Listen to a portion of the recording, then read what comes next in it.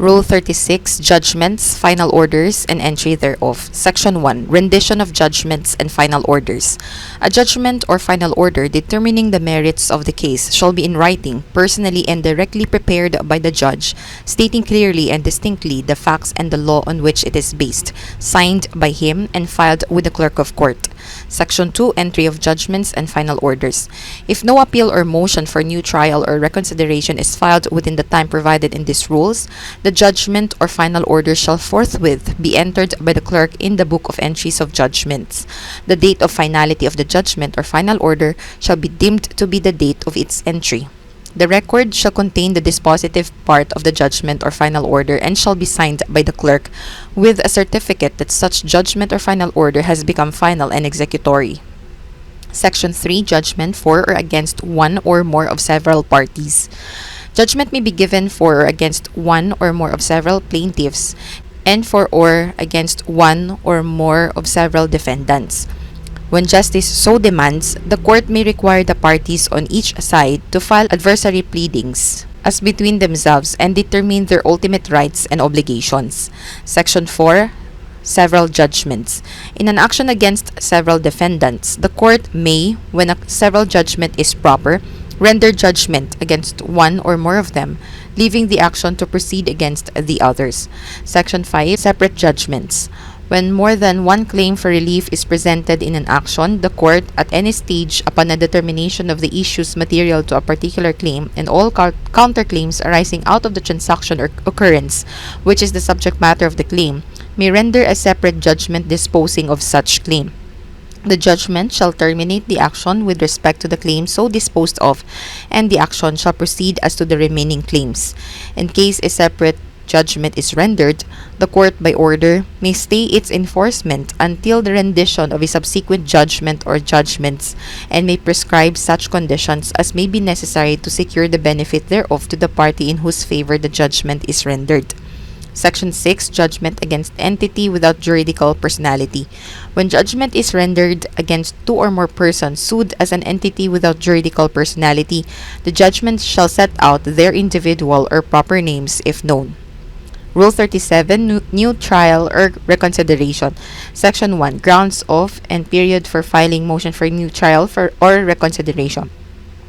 Within the period for taking an appeal, the aggrieved party may move the trial court to set aside the judgment or final order and grant a new trial for one or more of the following causes materially affecting the substantial rights of said party. A. Fraud, accident, mistake, or excusable negligence which ordinary prudence could not have guarded against, and by reason of which such aggrieved party has probably been impaired in his rights. Or newly discovered evidence which he could not, with reasonable diligence, have discovered and produced at the trial, and which, if presented, would probably alter the result. Within the same period, the aggrieved party may also move for reconsideration upon the grounds that the damages awarded are excessive, that the evidence is insufficient to justify the decision or final order, or that the decision or final order is contrary to law. Section 2, Contents of Motion for New Trial or Reconsideration and Notice thereof. The motion shall be made in writing, stating the ground or grounds therefor, a written notice of which shall be served by the movant on the adverse party. A motion for new trial shall be proved in the manner provided for proof of motions. A motion for the cause mentioned in paragraph A of the preceding section shall be supported by affidavits of merits, which may be rebutted by affidavits. A motion for the cause mentioned in paragraph B shall be supported by affidavits of the witnesses by whom such evidence is expected to be given, or by duly authenticated documents which are proposed to be introduced in evidence.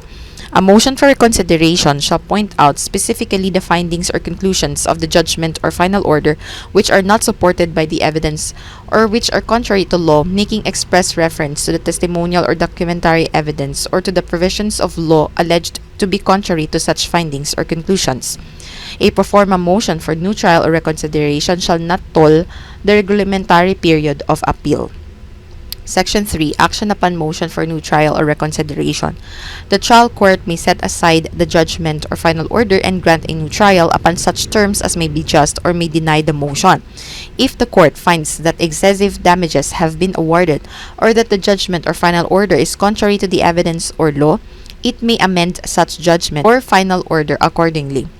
Section 4. Resolution of motion. A motion for new trial or reconsideration shall be resolved within 30 days from the time it is submitted for resolution.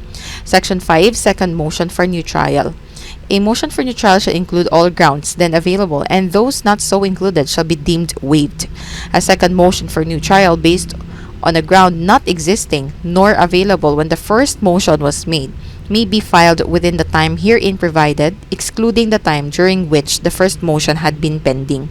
No party shall be allowed a second motion for reconsideration of a judgment or final order. Section 6. Effect of granting of motion for new trial. If a new trial is granted in accordance with the provisions of this rule, the original judgment or final order shall be vacated and the action shall stand for the trial de novo. But the recorded evidence taken upon the former trial in so far as the same is material and competent to establish the issues shall be used at the new trial without retaking the same. Section 7. Partial new trial or reconsideration.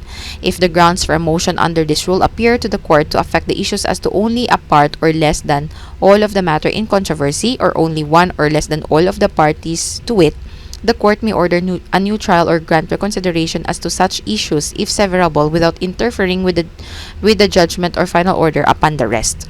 Section 8. Effect of order for partial new trial. When less than all of the issues are ordered retried, the court may either enter a judgment or final order as to the rest or stay the enforcement of such judgment or final order until after the new trial. Section 9. Remedy against order denying a motion for new trial or reconsideration. An order denying a motion for new trial or reconsideration is not appealable, the remedy being an appeal from the judgment or final order.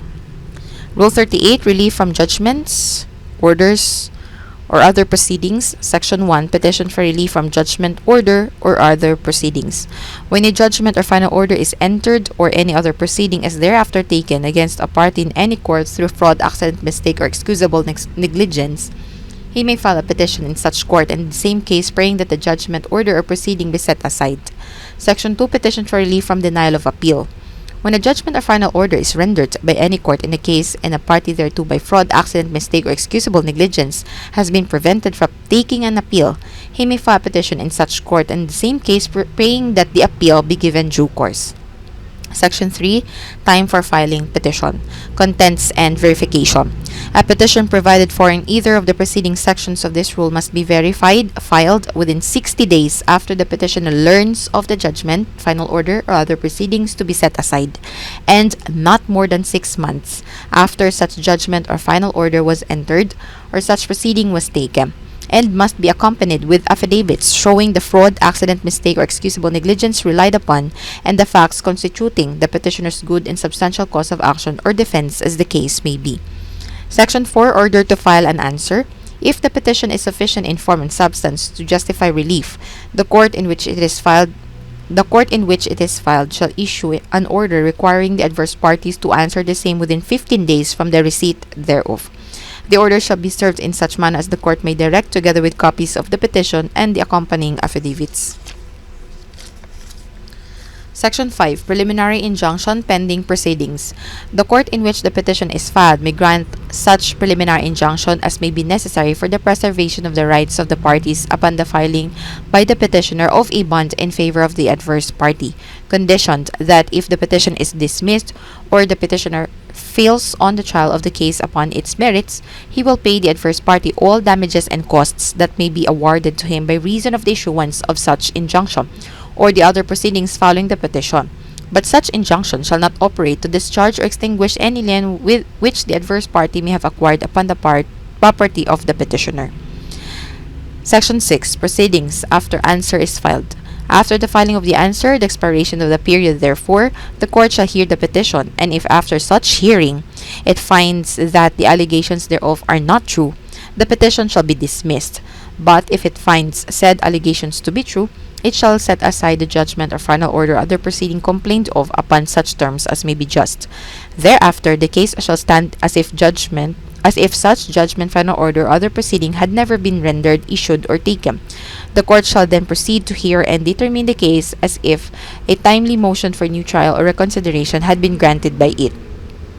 Section 7. Procedure where the denial of an appeal is set aside.